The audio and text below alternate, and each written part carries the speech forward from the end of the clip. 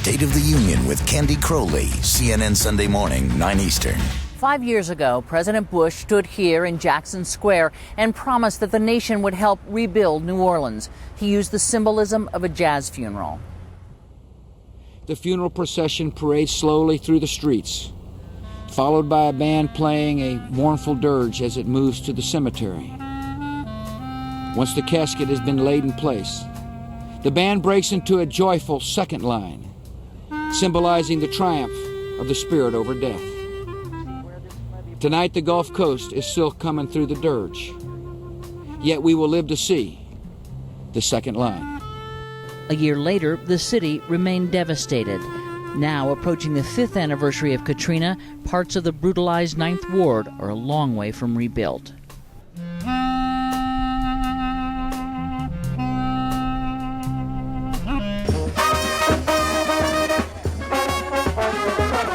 Tonight, the television premiere of Treme begins with the second line. The HBO series looks at the resilience of New Orleans largely through its musicians, who refuse to give up on a city they believe has a unique culture and tradition. A number of the actors are New Orleans natives. The series captures the pain of starting again. You can't stay here, Daddy. I hate this. Why did we even... Clark Peters plays Albert Lambreau, whose grown children are begging him to give up on New Orleans. His son asks, "So you think you're staying?" "No," says Lambreau, "I know I am." The series focuses on some of the poorest sections of the city. In full disclosure, HBO is another division of CNN's parent company, Time Warner. And action! Shooting is still continuing for later episodes, so we caught up with Treme creator David Simon and actor Wendell Pierce in the French Quarter. I wanted to start out with something that I read a quote from you. Either we have something to say or we don't. What do you have to say with Treme? Treme is about culture. The last show, The Wire, was about how power and money route themselves in an American city. This is really about what we're capable of as an urban people, because that's what we are. Americans are decidedly an urban people. We're only going to get more urban as the century goes on. And we're very ambivalent about that.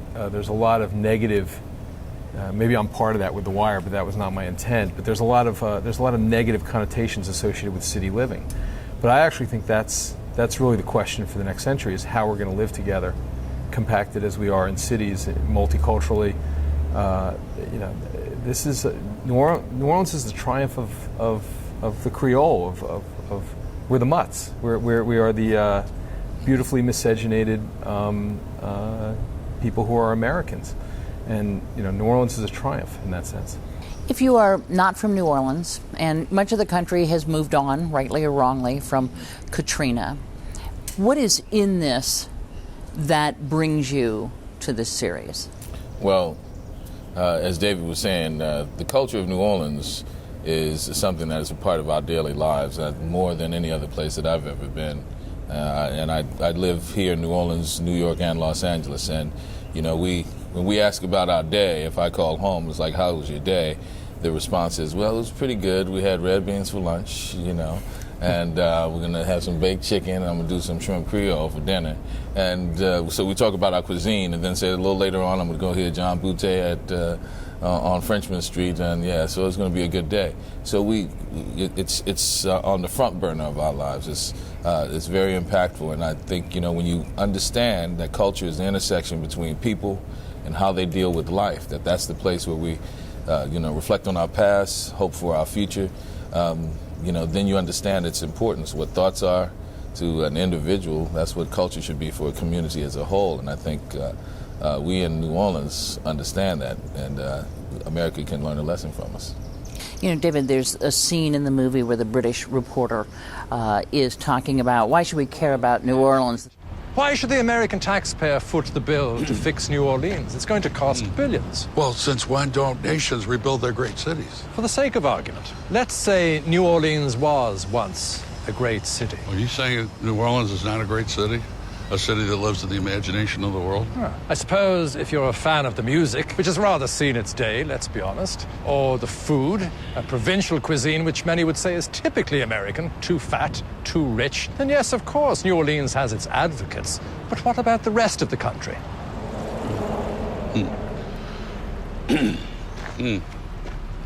Provincial, passe, hate the food, hate the music, hate the city. What the are you doing down here? You fucking limey vulture mother...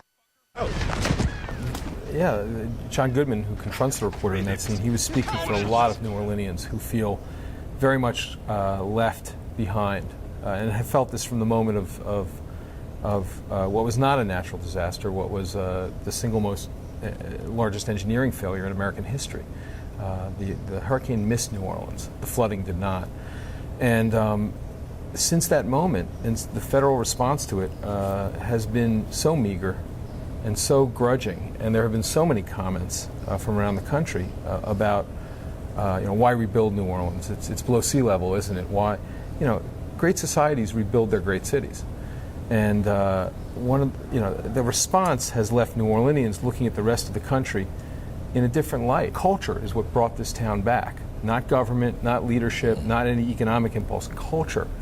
One crawfish étouffée at a time, one St. Joseph's night of Mardi Gras Indians at a time, one second line at a time. That's what brought New Orleans back. The second line tradition comes out of the Social Aid and Pleasure Club. We understand the pleasure. We all know how to dance and party, drink, and have a good time. That social aid part is very important. That was the beginning of activism in this in this country, the beginning of the civil rights movement.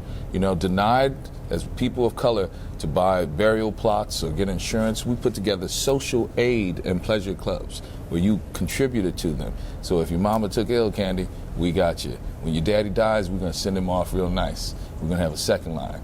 That's the understanding of where the culture comes from and how culture plays an impactful part of everyday life that no one knows about and no one talks about in America. And I say once again, New Orleans is going to teach a great lesson. Let me ask you about politics and drama. And which of those, when you began to formulate this, is the dominant feature as far as you're concerned? Well, you begin with character, and you begin with a place, and you begin with an idea of a story to tell. But everything is strained through politics. Life is politics. And ultimately, the trick to doing television, at least the way we want to do it, is not to decide that we want to get a franchise up and keep it on the air because there's money in that, but to actually have something to say. This piece is making an argument for the city, and that's sort of in distinct opposition to one particular political party that it's actually here in New Orleans. So I guess that's why you're here. I sat just at home and watched the Republican convention during the last election, and all that talk about small town values and the real Americans. I live in Baltimore, and I'm concerned with big city values because more than 80% of the country lives in metro areas. That Jeffersonian ideal of the small town and the agrarian soul of the country, it's gone. It was gone by the end of the 19th century, and it's never coming back. And what we're going to figure out as Americans is that we need to figure out how to live together in cities, compacted, all of us very different from different cultures and races and persuasions, or we ain't going to make it. And that's really the argument that New Orleans has been making for most of its life.